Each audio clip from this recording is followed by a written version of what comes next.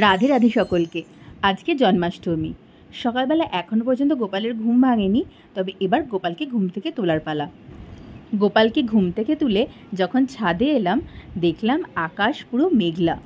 এমনিতেই কদিন ধরে বেশ একটানাই বৃষ্টি হচ্ছে, আর জন্মাষ্টমী মানে বৃষ্টি তো হবেই। আজ জন্মাষ্টমী আর কালকে নন্দ উৎসব, তার অনেক কিছু আমাদের আয়োজন করতে হবে। কিছু আয়োজন শুরু হয়েও গেছে, বাকিটা করার জন্য আমরা এখন যাব বাজারে।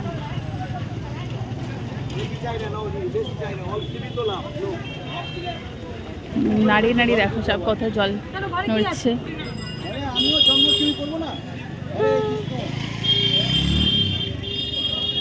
নন্দ উৎসব আগামীকাল, তার জন্যই আজকে বাজার করতে এসেছি, কারণ কালকে আর সকালবেলা সময় পাওয়া যাবে না বাজার করার জন্য।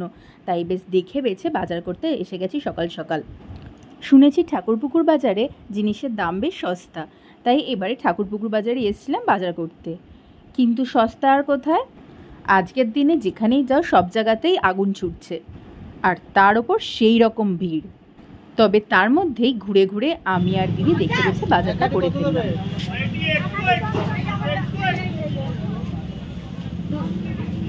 কি শাপলা ফুল নাকি এটা নেবে না? কত কত?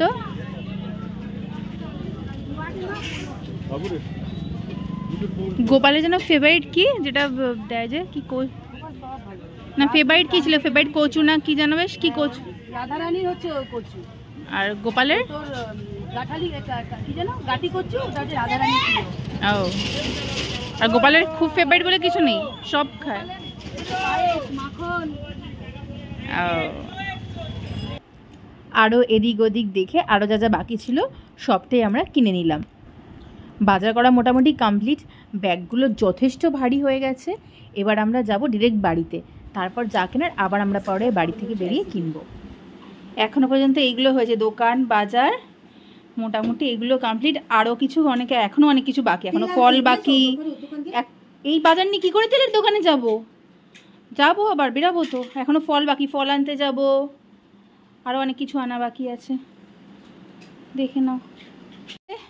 আরেকটা জিনিস এনেছি, সেইটা হচ্ছে এই যে একটা কি সুন্দর জবা ফুল এনেছি। দেখো কি সুন্দর কালারটা, দেখেছিস পাপা? দেখেছিস কি সুন্দর, কি সুন্দর কালারটা।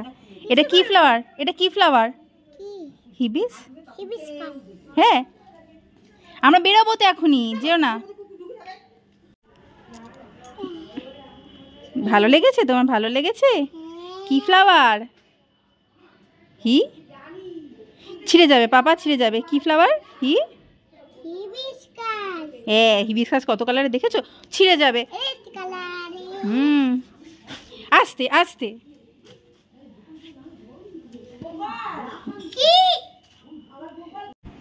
বুবলাই হচ্ছে আমাদের পাড়ার গোপাল। সারাদিনই পার্বতী দি আর সোনালি দি গোপাল গোপাল বলে ডাকছে, আর গোপালও এদিকে ওদেরকে সাড়া দিয়ে যায়। এরপর বাড়ি থেকে বেরিয়ে যদিও মুদিখানা দোকানে এসেছি, তবে মুদিখানা দোকানের কাজকর্ম আমাদের সব কমপ্লিট। আমরা এখন দোকানে এসেছি ফ্রিয়ের জিনিসটা কালেক্ট করতে। সেটা হলো 2 1 কিলোর তেল নিলে পরে একটা 500 ময়দা ফ্রিয়ের জিনিস কালেক্ট করে কালকে দুধের জন্য অর্ডার করে আমরা এবার এসেছি ফুল কিনতে কদমতলা বাজারে। কি সুন্দর সুন্দর মালাগুলো বানানো আছে, ঝুলছে এখানে। দেখে তো মনে হচ্ছে সবগুলোই নিয়ে যাই, কিন্তু আজকে ফুলেরও তো পুরো আগুন ছোঁয়া দাম। এই পদ্ম ফুলগুলো আমরা নিয়েছি 5খানা পদ্ম। গোপালের জন্য কি সুন্দর মুকুটটা সাজিয়েছে দেখো, কিন্তু এটা আমরা নিতে পারিনি, কারণ আমাদের গোপাল খুবই ছোট, এটা ওর মাথা অনেকটা বড় হবে।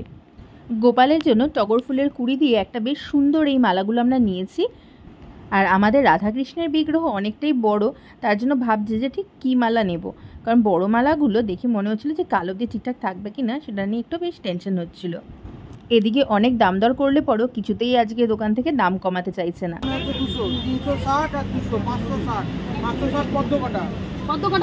পাঁচটা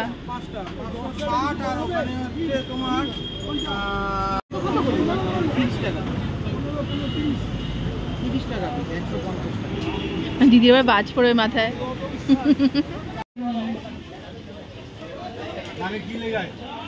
আমার নাকি ওই তো নোংরা নোংরা ঠাকুর নোংরা বৃষ্টি হচ্ছে না, কাদার মধ্যে হ্যাঁচড়াতে হ্যাঁচড়াতে এসছি।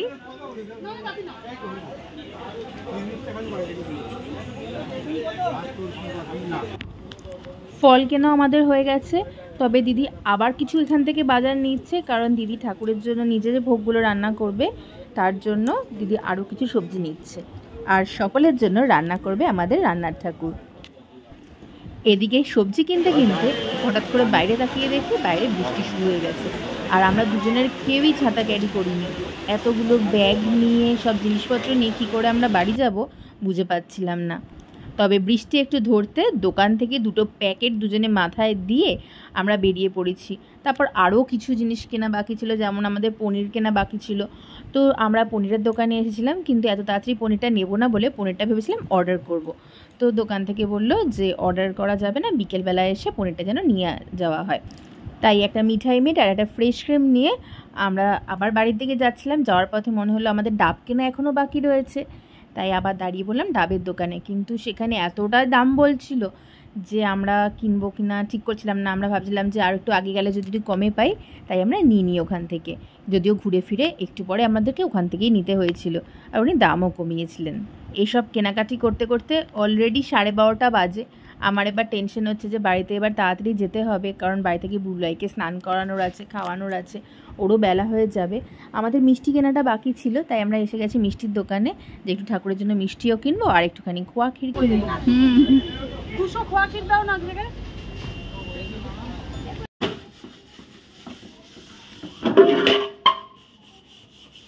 সব বাসন এখানে না আরও বাসন আছে?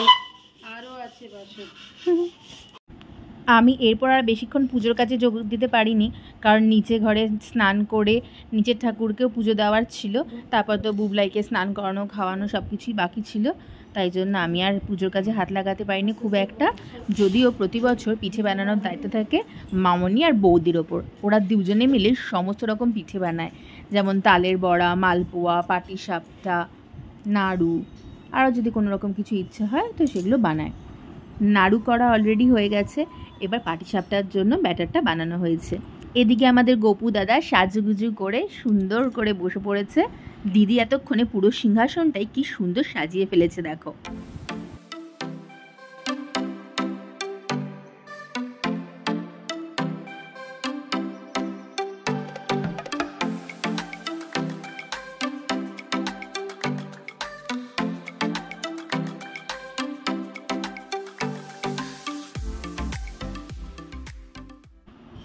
এদিকে দেখো নাড়ু বানানো হয়ে গেছে, কি সুন্দর লাগছে দেখতে। এবার পাটিসাপটা বানানো শুরু হয়েছে বলতে বেশ কতগুলো হয়েও গেছে, কিন্তু এগুলো বানাতে তো বেশ সময় সাপেক্ষ ব্যাপার। তো চলছে পাটিসাপটা বানানো, আর তারপর বানানো হবে মালপোয়া।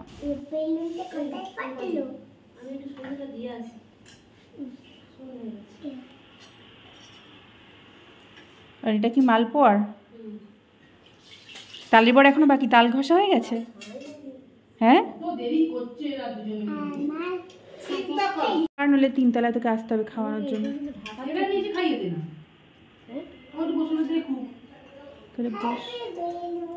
Happy balloon.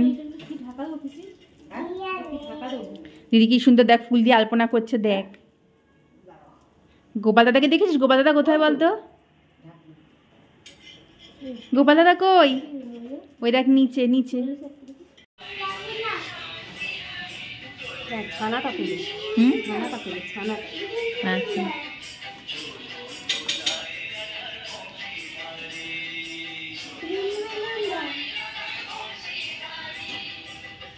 বাহ, আরো সুবিধা হয়েছে আগের বাড়ি থেকে, তাই না? ঠাকুরের এখানে সাজানো কমপ্লিট। মোটামুটিভাবে এখনও বিশেষ কিছু আয়োজন বাকি আছে করা, তবে মোটামুটি সাজানো এখানে কমপ্লিট হয়ে গেছে। রাত্রি 12টার পর গোপালকে স্নান করানো হবে বিভিন্ন রকম উপকরণ দিয়ে। আমরা প্রত্যেকে নিজে নিজে গোপালকে স্নান করানোর সুযোগ পাব। এই মুহূর্তটা আমার ভীষণই প্রিয়। প্রতি বছর আমি এই মুহূর্তটার জন্য অপেক্ষা করে থাকি। এই বছরও আছি, আর এই বিশেষ মুহূর্তে আপনারা যদি আমার পাশে থাকেন তাহলে আমার আরও বিশেষ ভালো লাগবে। এখনকার মতো ভিডিওটা আমি এখানেই শেষ করলাম। আরও খুব তাড়াতাড়ি আসছি আরও অনেক জন্মাষ্টমীর জোগাড়, গোপালের স্নান, ভোরবেলা গোপালের আরতি, কালকে নন্দ উৎসব, অনেক অনেক অনুষ্ঠান এখনও বাকি, অনুষ্ঠান তো এখনও শুরুই হয়নি। সব অনুষ্ঠান দেখতে এবং উপভোগ করতে সাবস্ক্রাইব করে নিন আমার চ্যানেল। এখনকার মতো বিদায়।